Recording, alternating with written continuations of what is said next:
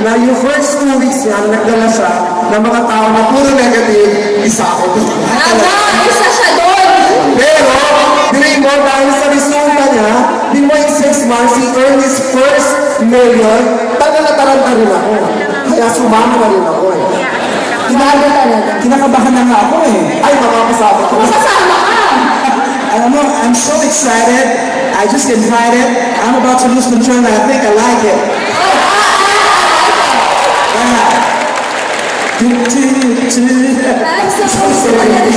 Oh, pero nakaka-inspire talaga yung ginawa, yung sinabi nito kaya doon. Na-inspire ko kayo lahat.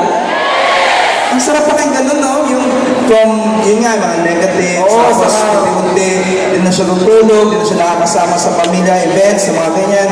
Pero hindi naman nakapalit. Talagang may sagana sa sana. Pero isa pa, hindi lang sagana sa iyo sana ang maganda kay Doc Edu. Yung sa mami niya, no? Kay nanay. Mami! Nanay, mami! Yung healing ng nanay sa babies, yun ang pinaka-swerte na ginawa ng Yusana kay Edu. Kay Doc Edu. Pwede yung pagkakasama ka natin. Oo nga, nakaparang At ang pagkakasama talaga ni Mami, power. Tama eh. Diba? Maganda talaga yung na-honor natin yung mga magulang natin. Kasi dito sa Yusana, we are honoring our parents, diba? Pag binigay natin yung life na talagang deserve nila. Kasi dito, it's payback time. Tayo mga anak, diba? Tayo mga anak na nag-Yusana, it's high time to pay back to our parents kung ano yung mga pag-aalaga, pag-aruga, diba? Yes, mga ganyan.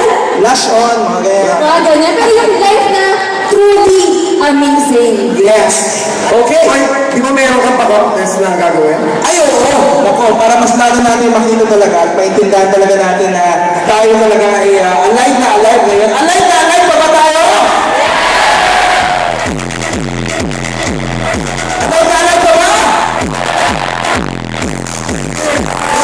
Artist muna! Oo. So guys, again, speaking ng mga success, we now want to introduce our next set of awardees. We have succeeded in going up to the next level.